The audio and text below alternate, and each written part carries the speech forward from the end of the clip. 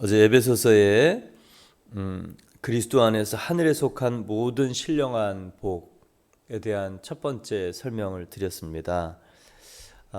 택하심의 축복이었습니다.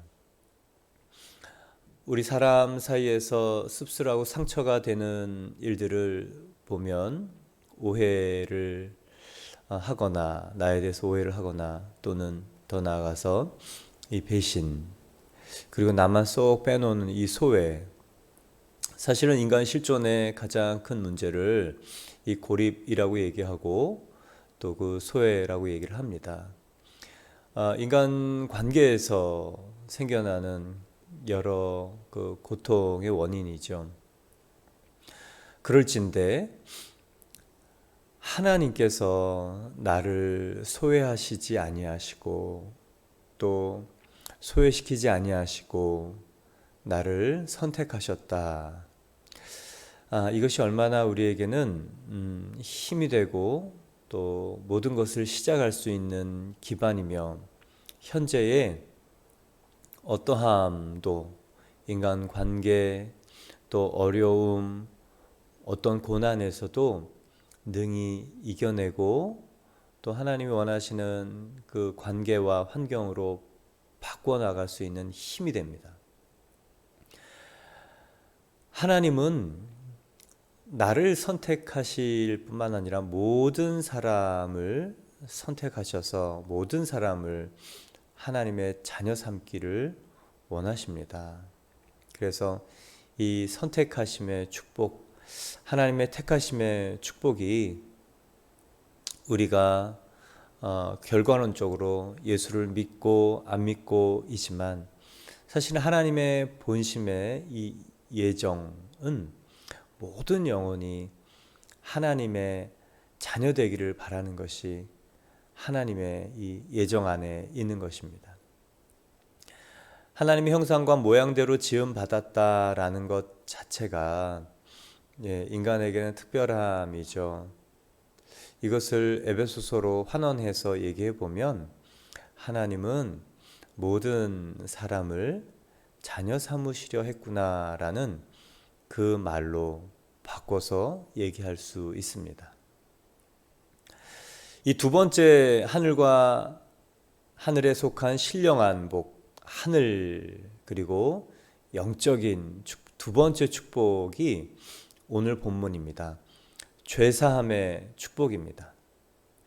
7절을 보면 우리는 그리스도 안에서 그의 은혜의 풍성함을 따라 그의 피로 말미암아 속량 곧 죄사함을 받았느니라.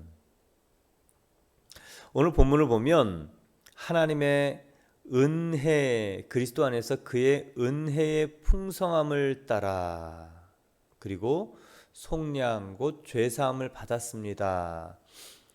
은혜로 죄사함을 받은 것이죠. 그러나 은혜, 이 풍성한 은혜와 죄사함 사이에 우리가 놓쳐서는 안 되는 것이 있습니다. 그의 피로 말미암아. 그 은혜의 풍성함은 하나님의 무한 사랑을 나타냅니다. 하나님은 사랑이시죠. 그래서 범죄한 영혼 또 하나님과 이 평행선을 그리고 있는 인간을 구원하시기 원하셨습니다. 이게 하나님 사랑이셨습니다. 그러나 값 없이 그냥 죄사해 주실 수 없는 이유는 하나님은 공의의 성품을 가지신 분이기 때문입니다. 어떤 분은 왜 예수를 꼭 죽여야 했는가?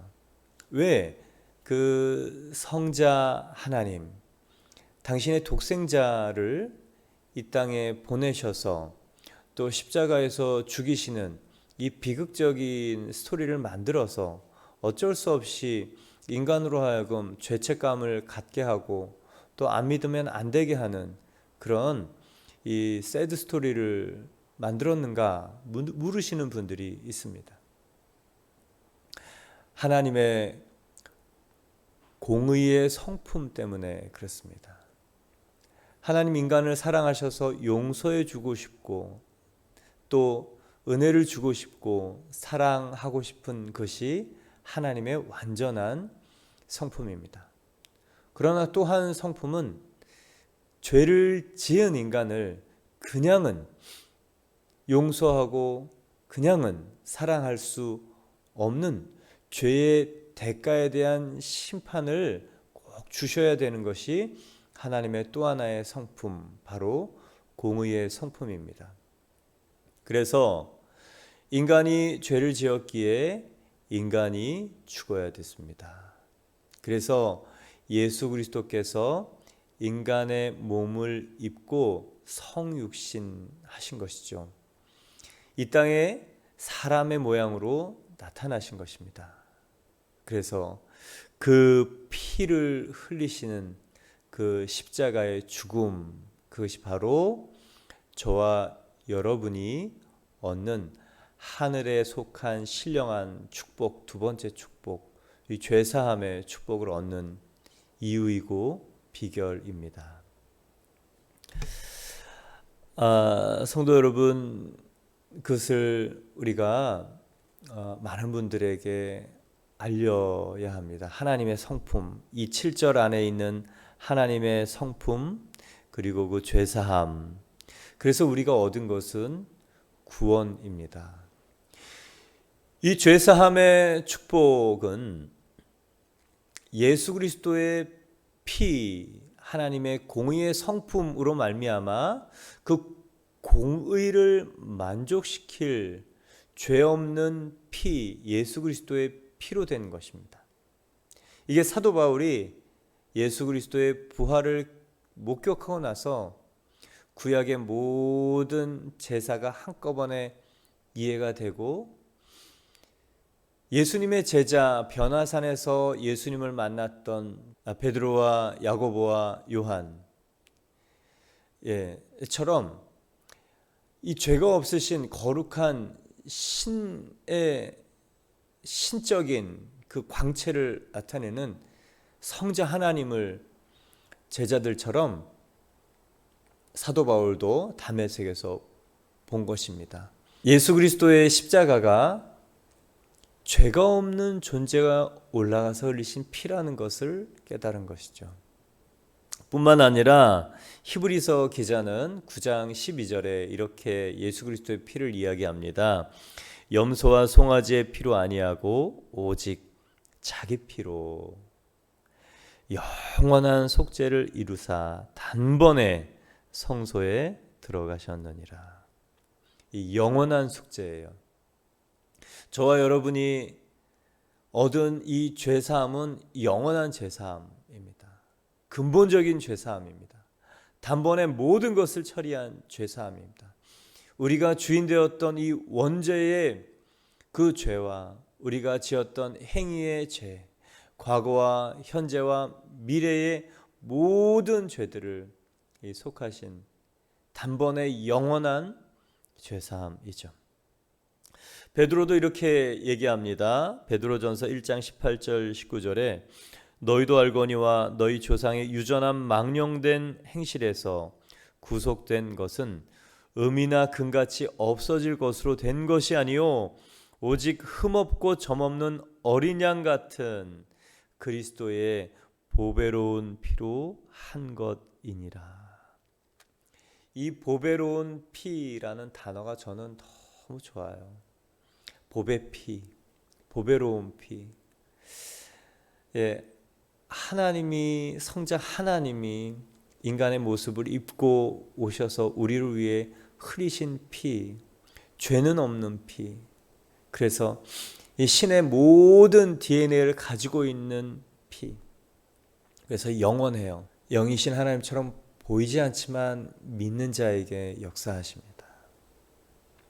이 보배로운 피, 거룩한 피, 그래서 속된 것을 정케하고 부정한 것을 깨끗게 하고 그리고 약한 것을 온전케 하는 그 피입니다. 그리고 누구라도 그 피가 마음속에 있으면 새로운 시작을 할 수 있습니다. 이전 것 영향받지 않을 수 있습니다. 보혈의 사람들은요, 하나님의 이 예정 안에 있는 인간의 이 자유의지의 선택과 그 개척, 어제와 다른 오늘을 살 수 있는 것이 바로 보혈의 사람들입니다. 어제 예정설과 또 숙명, 체념, 운명설, 운명론의 사람들을 조금 봤습니다. 나는 어떤 사람인가? 여러분, 보혈의 사람은요,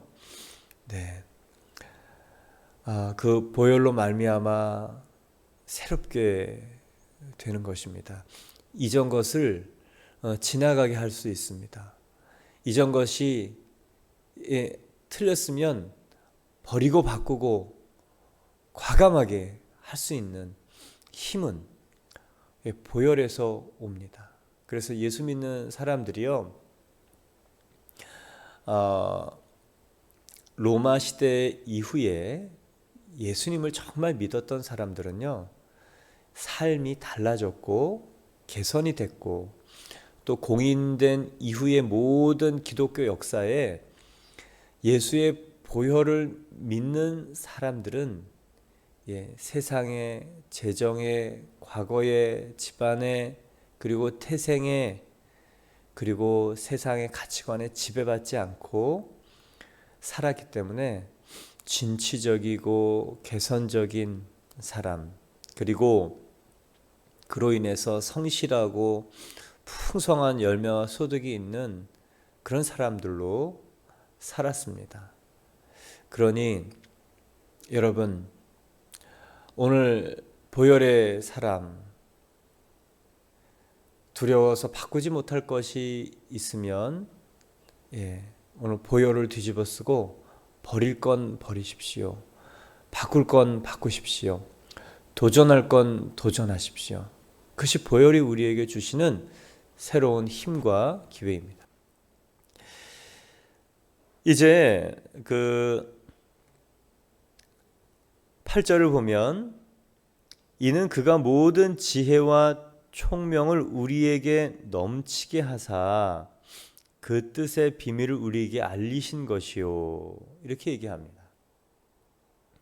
현대인의 성경을 보면 하나님은 모든 지혜와 총명으로 우리에게 그런 은혜를 주신 것입니다.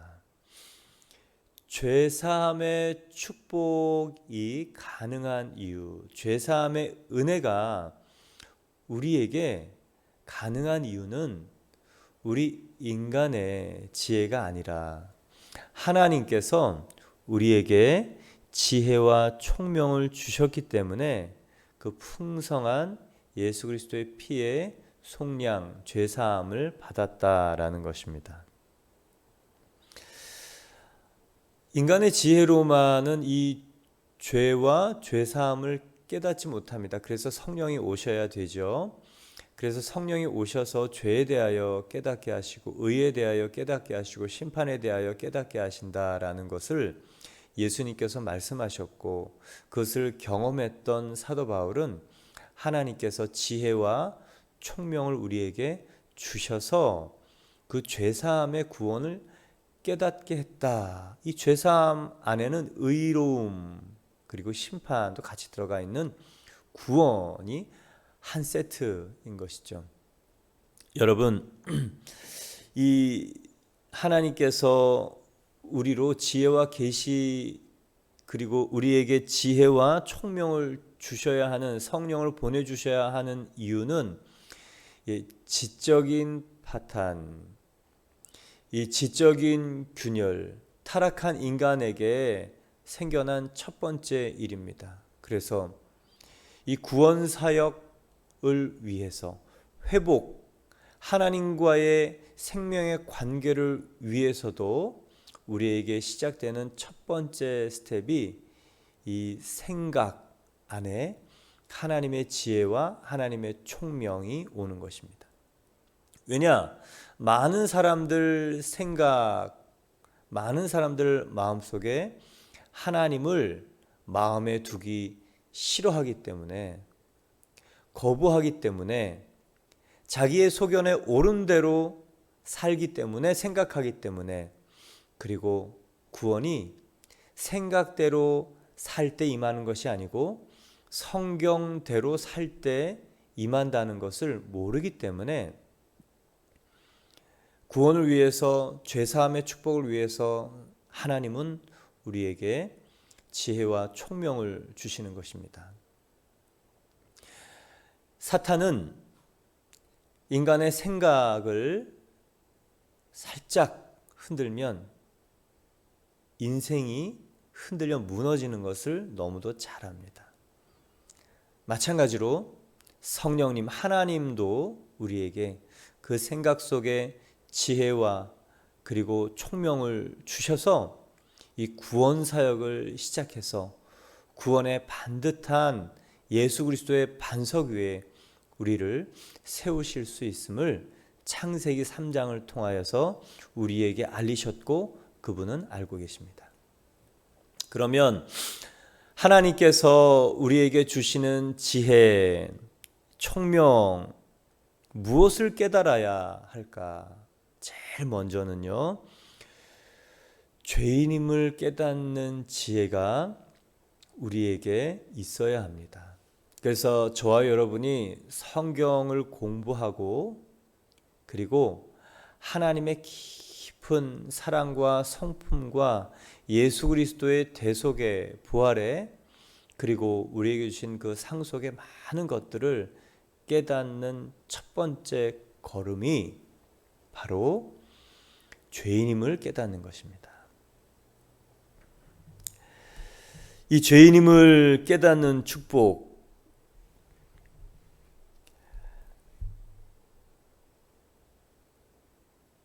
이게 나 자신에게 뿐만 아니라 우리가 양육하는 분들에게 깨닫게 해야 되는 첫 번째예요. 죽어야 될 죄인임이 깨달아지지 않은 사람에게는 십자가는 나무입니다. 저주의 나무여야 되는데 그냥 나무예요. 그리고 그 저주의 나무에 내가 올라가야 된다는 것을 깨닫지 못하는 사람에게 예수 그리스도의 대속은 선한 일일 수밖에 없습니다. 제일 먼저 해야 하는 일은, 가장 처음 우리가 힘써서 기도하며 양육해야 될 하나는, 양육하는 그분과 제가 정말 처참한 지옥의 운명 그리고 죄의 대가인 사형, 대역 죄인이 받아야 될 이 죽음이 바로 우리의 운명이고 그 죄인임을 깨닫는 것입니다. 사도행전에 3,000명이 한꺼번에 회심하는 그 놀라운 사건이 어떻게 일어난지 여러분 아시죠? 베드로가 사도행전 2장 36절에 그렇게 설교합니다. 너희가 십자가에 못 박은 이 예수를 하나님이 주와 그리스도가 되게 하셨다. 십자가에 못 박은 분이 부활하심으로 그분이 하나님이심을 깨달은 것입니다. 그리고 이 유대인들에게 하나님을 자신의 손으로 못 박은 것을 깨닫게 했던 이 베드로의 설교, 여러분 이거 참 중요합니다. 이 사도행전은 이 플로트 타입이에요. 샘플이고 원형입니다. 그래서 유대인들이 자신의 손으로 십자가에 못 박았지만 사실은 모든 사람이 예수님을 십자가에 못 박은 것입니다. 왜요? 모든 사람이 죄인이기 때문에. 그래서 베드로가 이 유대인들에게 하는 너희가 십자가에 못 박은 그분은 하나님이다 라고 얘기를 하는 거예요. 그래서 죄인임을 깨닫는 단계도 세 단계가 있다는 것을 지금 말씀드리는 것입니다. 세 번째는 내가 하나님, 성자 하나님을 죽인 죄인이구나. 사도행전의 뒤집어지는 역사는 바로 이 역사 때문에, 이것을 깨달았기 때문에 뒤집어진 것입니다. 내가 예수님이 나를 십자가에서 대신 죽으셨다. 감사하죠. 근데 사실은 그 안에서 내가 죽었다. 그것을 깨닫는 것이죠. 그리고 세 번째는요, 예수님을 내가 죽인 거구나. 이게 사도행전 모든 죄인들에게 하는 바로 그 얘기입니다. 그래서 우리가 양육할 때 내가 십자가에 못 박은 예수, 내가 죽인 예수, 이 고백, 사도행전의 고백 있어야 되는 것이죠. 이것이 구약의 제사에 미리 알려주신 것입니다. 양육을 할 때 이 제물을 가져오면 제일 먼저 무엇을 하시는지 아십니까? 제가 물어봐요. 전가의 기도를 합니다. 이렇게 알려드립니다. 이제 네 죄는 너는 내 죄를 가지고 간 거야. 왜냐하면 너는 나야. 그래서 그 재물이 죽었는데 내가 용서받고 죄사함을 받는 이유는 그 존재가 죽었는데, 동물이 죽었는데 하나님은 내가 죽은 것으로 여겨주시기 때문에 내 죄가 사해지는 것이죠. 죄의 삭은 사망이라 내가 죽은 것입니다. 그런데 이 동물을 죽이는 존재는 누구냐? 제사를 드리는 죄인입니다. 숨통을 해서 목을 따고 피를 받고 그리고 토막을 내죠. 관절마다. 이유는 하나입니다. 죄가 이렇게 처절하구나. 죄가 이렇게 너무 처절하구나. 다시는 죄를 지으면 안 되겠구나. 나 대신 죽는 너는 너무 불쌍하다. 이게 구약에 직접 제사하는 제사자가 이 제물을 잡는 이유입니다. 그런데 예수님이 십자가에서 죽으심으로 말미암아 왜 제사자가 이 동물을 잡는지 비로소 본 뜻을 우리 인간에게 알려주시는 것이죠. 십자가에 못 박은 죄인은 바로 나구나. 예수님을 죽인 죄인은 바로 나구나. 그게 깨달아지면 이 유대인들의 고백처럼 털썩 주저앉아서 어떡하지 이게 되는 거예요. 유대인들은 자기가 가장 존엄한 그분을 자신의 손으로 죽인 거죠. 만약에 여러분에게 그런 대상이 있다고 생각해 보겠습니다. 그런 존재를 내가 죽였다. 그런데 용서를 받았다. 놀라운 일입니다. 그리고 사도 베드로가 사도행전 2장 38절에 이렇게 얘기하고 있습니다. 베드로가 이르되 너희가 회개하여 각각 예수 그리스도의 이름으로 세례를 받고 죄사함을 받으라. 여러분, 그래서 성령께서 하나님께서 지혜와 총명을 주셔서 우리에게 알게 하시는 정말 첫 번째 중요한 것은 무엇이냐? 죄를 깨닫게 하는 은혜입니다. 여러분, 그래서 이것은요, 땅의 지혜, 사람의 지혜, 인간의 학문, 인간의 지성, 절대 이게 안 됩니다. 인간의 지성으로는요, 나는 죽을 만한 죄를 짓지 않았어. 나는 선하게 살았어. 지옥 갈 죄가 나에겐 없어. 누구나 동일하게 이렇게 얘기합니다. 그래서 저 여러분이 기도하면서 사역을 해야 하는 이유, 하늘에 속한 신령한 축복이 우리에게 주어져야 하는 이유, 바로 이것이 영적인 첫 번째 스텝이기 때문에 그렇습니다. 1년 동안 제가 여러분에게 기대하는 한 가지가 있습니다. 어찌할 거의 체험이에요. 정말 죽어야 되는 죄인인 내가 죽지 않은 것. 그런데 예수님이 죽으셔서 내가 함께 죽은 것을 깨닫는 것. 그리고 사도행전 2장 36절처럼 베드로의 이 고백, 내가 예수를 십자가에 못 박은 죄인이구나. 내 죄 때문에 죽었다는 것은 내가 예수를 십자가에 못 박은 바로 그 장본인이구나를 깨닫는 축복. 여러분, 이게 인생의 진짜 축복. 축복의 문, 신령한 하늘에 속한 모든 것을 활짝 여는 첫 번째 문의 축복입니다. 그래서 여러분, 이것을 위해서 기도하고 알리고 그리고 또 선포하고, 그럴 때 그분들은 불편해해요.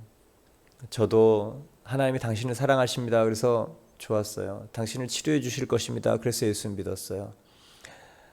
근데 죄인이라 그러니까 참 불편했어요. 그리고 10년 동안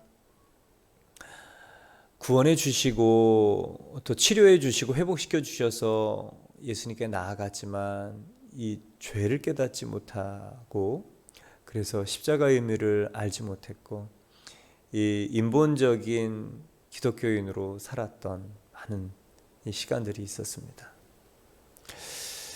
여러분, 이 죄사함의 축복, 저 여러분 1년 동안 깨닫기를 바랍니다. 이 어찌할꼬, 내가 죽었구나. 예수님 내가 죽였구나. 이 일이 있기를 바랍니다. 이거는 뭐 1년 내도록 해도 괜찮아요. 이 얘기를. 이게 되면 이제는 이 눈이 밝아지는 거거든요. 이게 가장 큰 매듭, 가장 풀기 어려운 첫 번째 매듭이 풀어지는 사건입니다.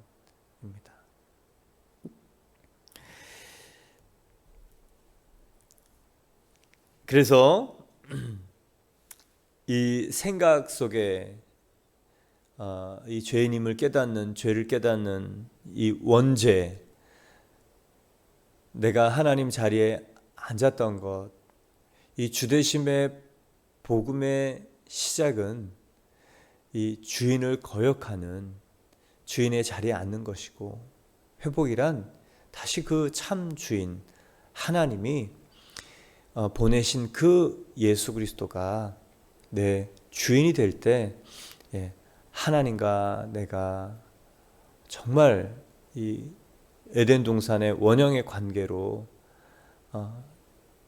변화되고, 또 그 통치와 하나님 나라를 이룰 수 있는 모든 것이 내 안에 있는 것입니다. 이제 9절을 보면 그 뜻의 비밀을 우리에게 알리신 것이요 그의 기뻐하심을 따라 그리스도 안에서 때가 찬 경륜을 위하여 예정하신 것이니 하늘에 있는 것이나 땅에 있는 것이 다 그리스도 안에서 통일되게 하려 하심이라. 9절 10절 조금 성경이 어렵게 번역이 되어 있어요. 그런데 이 현대인의 성경을 보면 쉽습니다. 9절 10절을 다시 읽겠습니다. 그리고 하나님은 자기가 기뻐하시는 뜻대로 그리스도 안에서 미리 계획하신 비밀을 우리에게 알려주셨는데, 그것은 때가 되면 하늘과 땅에 있는 모든 것이 그리스도 안에서 하나가 되도록 하는 것입니다. 하나님께서 자기의 뜻대로 그리스도 안에서 계획하신 그 비밀을 알려주신 이유와 목적이 두 가지가 나오는데, 첫 번째는 10절에 하늘과 땅에 있는 모든 것이 그리스도 안에서 하나가 되도록 하는 것입니다. 왜요? 단절, 분열, 이게 죄로 말미암아 생겨난 결정적이고 그리고 치명적인 일이기 때문에 그렇습니다. 하나님과 인간이 분리가 되었어요. 인간이 하나님 앞에 설 수 없고, 또 소문 죽기에 하나님 에덴 동산 밖으로 내어놓았습니다. 하나님과 인간 사이에도 그랬어요. 그리고 인간 내부에도 괴리와 분열이 생겨서 생각의 분열, 그리고 감정의 파탄,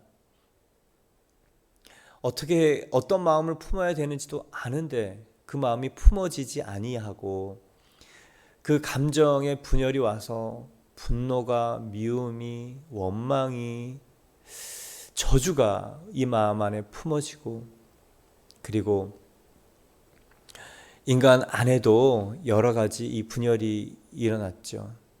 그리고 사람과 사람 사이에도 하나 되지 못하는 이 분열이 생겨났습니다. 관계적 파탄이죠. 창세기 3장을 보면 우리 인간의 이 현실이 너무도 잘 나타난 타락의 6가지 증거들이 나타납니다. 첫 번째는 지적 파탄, 두 번째는 감정적 파탄. 이게 한 개인 안에서 일어나는 분열이죠. 세 번째, 관계적 파탄, 사회적 파탄입니다. 이제 나와 너는 너무도 분명한 이유와 목적과 계획을 가지고 만나야 되는 이 계약의 존재가 되었습니다. 정말 믿을 만한 존재가 아닌 것을 비로소 깜짝 놀라면서 깨닫게 되는 것이죠. 책임을 전가하고 탓을 하며 신뢰가 깨어져서, 그리고 믿지 못할 관계가 된 것이 나와 너의 관계입니다. 뿐만 아니라 환경의 파탄이 옵니다. 자연과 인간의 깨어짐이 오는 것이죠. 모든 것이 깨어졌습니다. 자연도 깨어지고, 그로 말미암아 인간이 그 자연과 인간의 깨어짐으로 말미암아 여러 가지 어려움을 겪게 되는 것이죠. 예수 그리스도의 이 구원, 죄사함의 구원으로 말미암아 하나님께서 우리에게 알리고자 하는 목적은 무엇이냐? 하나됨입니다. 하나됨. 내 안에 분열되었던 이 귀신 성격들이 다 이제 쫓아내어 가고, 하나님의 온전한 정신과 마음과 생각과 그리고 결정을 할 수 있도록 우리에게 새 영과 새 마음을 부어 주신 것이죠. 또한 하나님과 내가 하나님께 받아들여지고 구원받고 용서받은 그것으로 말미암아 이제 다른 사람과 하나 될 수 있는 근거가 마련되는 것입니다. 이게 하나님이 원하시는 거고요. 그 일을 하라고 교회를 세우시는 것입니다. 그래서 이 에베소 교회의 에베소 소아시아 이방인과 유대인, 헬라인과 또 로마인과 또 유대인 입장에서 보면 선민과 그리고 개에 해당하는 잡족의 모임이죠. 그런데 하나님께서는 둘 다 거룩하고 하나가 되라 라는 목적으로 이 구속의 구원의 죄사함의 비밀을 우리에게 알려주신 것이라고 10절에 얘기합니다. 여러분 마음에는 다른 사람을 향한 마음이 얼마나 열려 있습니까? 첫 번째, 하나님의 이 택하심의 마음, 다른 사람도 하나님이 자녀 삼기 원하신다는 마음이 있어야 되고요. 그리고 교우 성도들 안에 하나님이 나에게 빛 되라고 보내주신 나의 빛과 저 사람의 빛이 이 장작불이 하나 모여서 큰 불이 되라고, 이 성령의 큰 생명의 빛이 되라고 보내주신 분이고, 그리고 하나 되어서 그 생명의 빛을 비치라고 보내주신 분이다라고 믿는 믿음이 있으신가요? 네, 그거 없으면 교회는 안 됩니다. 제가 중국에서 들었던 그 마음 아팠던 몇 가지 얘기가 있는데, 교회를 오다가 안 오시는 분들을 이제 찾아가서 신방을 하면 그 얘기를 하시더라고요. 교회를 갔는데 사랑이 없어요. 왜 이렇게 지들끼리 싸우는지 모르겠어요. 그 단어가요, 저는 안 잊어버리죠. 지들끼리 싸우고 난리가 난다. 그래서 그걸 보기 싫어서 교회 안 간다. 너무 부끄러웠습니다. 그 부끄러운 일을 또 하는 것 너무 창피한 일이죠. 두 번째 목적이 11절 12절에 있습니다. 모든 일을 그의 뜻의 결정대로 일하시는 이의 계획을 따라 우리가 예정을 입어 그 안에서 기업이 되었으니 이는 우리가 그리스도 안에서 전부터 바라던 그의 영광의 찬송이 되게 하려 하심이라. 이것도 조금 어렵게 번역이 된대요. 현대인의 성경을 보면 그리스도 안에서 모든 것을 자기 뜻대로 이루시는 하나님의 계획을 따라 예정대로 우리는 그분의 백성이 되었습니다. 이것은 제일 먼저 그리스도를 대망하던 우리가 하나님의 영광을 찬양하도록 하기 위한 것입니다. 예, 하나님께서 그렇게 구원의 계획을 알리시어서 하나님의 백성, 이 상속자가 되게 하신 두 번째 이유가 바로 하나님의 영광을 찬양하기 위한 것이다 라고 얘기합니다. 이 죄사함 구원의 목적 첫 번째는 통일, 하나됨이고, 그리고 두 번째는 하나님의 영광을 찬양하게 하기 위함이다. 감옥에 있지만 기뻐하고 찬양하며 감옥 밖에 있는 사람들에게 오히려 찬양하고 기뻐하고 그리고 하나님을 높일 이유를 설명하고 있는 것이죠. 근데 오늘 좀 주목해서 봐야 될 문구가 하나 더 있습니다. 9절에 보면 그의 기뻐하심을 따라, 이게 현대인의 성경을 보면 자기가 기뻐하시는 뜻대로, 11절을 보면 모든 일을 그의 뜻대로 모든 일을 그의 뜻의 결정대로 일하시는 이의 계획을 따라. 현대인의 성경을 보면 모든 것을 자기 뜻대로 이루시는 하나님의 계획을 따라. 하나님의 이 전적인 주권이 사실은 죄사함을 주셨고, 또 하나님의 전적인 이 뜻 주권을 에 따라 우리가 하나가 되며, 또 그 전적인 주권에 따라 우리가 상속자가 되었다 라는 뜻이고요. 이 하나님이 전적인 뜻을 깨닫는 자는 찬양할 수밖에 없음을 설명하고 있습니다. 많은 분들은 하나님의 전적인 주권적인 뜻에 대해서 거부감이 있기도 하고, 그리고 내 뜻과 맞지 않을 때는 받아들이지 않고 선택적 수용을 하기도 합니다. 그런데 그 하나님의 주권에 대한 설명이 이 기쁨의 목적이 있고, 그리고 또 모든 것을 완전하게 이루신다는 이 목적성과 완전성이 있기에 예수님이 주인 되시면 우리에게는 진짜 축복이고, 그 예수님이 주인 되시는 사람은 그것이 축복인 줄 알아 하나님께 영광의 찬송을 하지 않을 수 없다는 것을 오늘 보여줍니다. 오늘 하늘에 속한 신령한 축복, 죄사함의 축복, 저 여러분이 올 한 해 이 죄를 깨닫고 탕감받은 은혜, 깨닫는 것, 그리고 다른 사람에게 기독교는 전할 게 바로 이겁니다. 이거 빼놓고 전할 수 없고, 이거 빼놓고 하나님의 선물이 임하지 않아요. 이것을 정확하고 그리고 확신 있게 그리고 사랑을 담아 기도로서 전하는 저와 여러분 되기를 축원합니다. 기도드리겠습니다.